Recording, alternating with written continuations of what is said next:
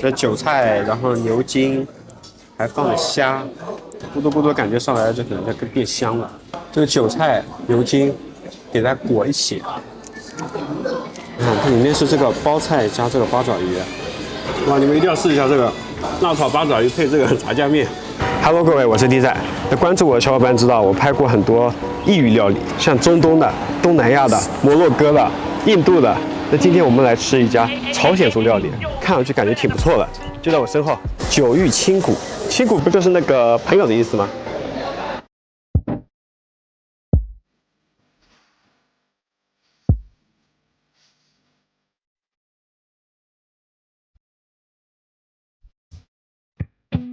大家有没有看过这个电影？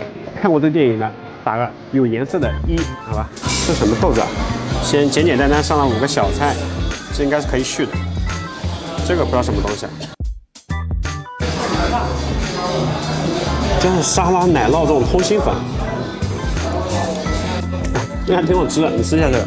我下单了几个偏朝鲜族料理的菜，就他们特色的东西。其实朝鲜族跟韩料是有一定差别的，你知道差别在哪吗？朝鲜族的菜啊，它是偏咸和辣的。网上做的攻略，就是整体来说，我感觉应该是朝鲜族的更重口味。这里有个无人生还桶，你们看到了吗？猜一下无人生还桶是什么东西啊？哇，辣炒八爪鱼。它里面是这个包菜加这个八爪鱼，很香很浓郁味道。这八爪鱼这东西就怕它不入味，你知道吗？哇！它不是那种甜辣味，它是那种咸辣味。我没想到它能跟这个包菜煮在一块。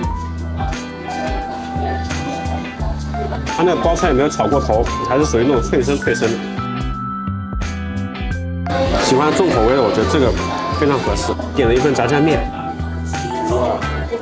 看评价说他们家炸酱面很好吃，比我平常吃的这个量都要大。这就是我们的无人生还。这个是烧酒吗？这个西瓜味烧酒。这个我知道，大乌苏。这个什么？雪花冰川。这个是麒麟和凯狮。你说就混在一起，口感可能反而会更有意思，对，会更顺滑。今天没开车吧？没开车。这可能是咱频道第一次喝，简单垫垫肚子。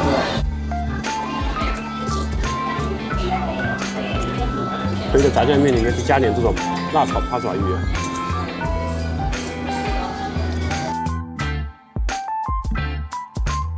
哇，你们一定要试一下这个辣炒八爪鱼配这个炸酱面。这一份是香辣鱼饼丝，这样子，它不是很辣，外面还会沾一点芝麻，很香。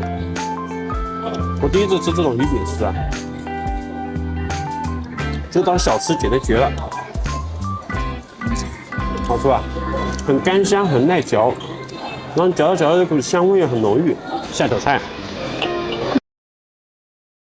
第一杯劲粉丝，好奇怪的口感，它融合了各种啤酒，还有那种烧酒淡淡的臭味，但它不是特别冲，整体感觉反而变柔和了，很清爽。然后你去闻上面还有一股那个果香味，因为它里面有那种西瓜味的烧酒，你们闻一下。再给你们看一个我很喜欢的，这跟那八爪鱼有点像，说实话，这叫辣炒金皮，这两个是不是有点像？八爪鱼已经被我们干完了。哇，两个同时它又很有嚼劲，当然也是个下饭神器。这个菜又可以配面吃了。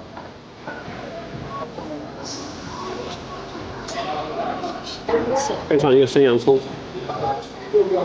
我觉得他们家那种八爪鱼还有这种辣炒金皮的做法，那这种做法都很好吃，也是我之前没吃过的。这个会比较咸，然后建议大家配个什么主食啊这种上重头戏的，给你们看一下，重磅！这叫牛筋花辣锅，是韭菜，然后牛筋，还放了虾，下面要加热的，还没开呢，就是等它再热一热再拌一拌，是吧？它这个牛筋好像本来就熟了，牛筋很香，有点咸，能搭配一下。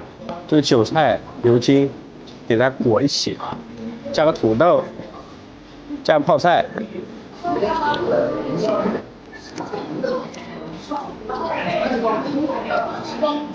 哇，主打应该还是这个牛筋比较香。我刚刚以为这土豆呢，这是丸子。那给的生菜又给的紫苏包牛筋。紫苏我感觉我吃不惯，还是喜欢我的生菜。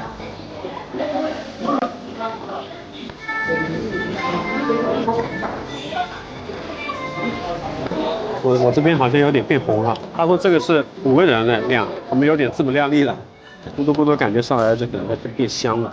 生菜不仅可以包这个牛肉，还可以包这个筋皮，加点韭菜。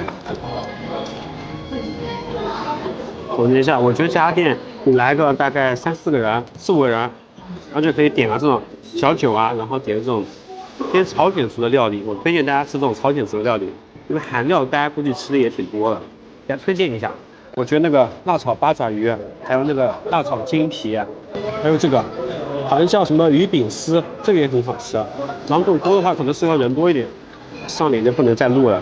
OK， 那这个是本期视频所有内容，大家喜欢这视频别忘了点关注、点赞。那我们下期视频再见，拜拜，干杯。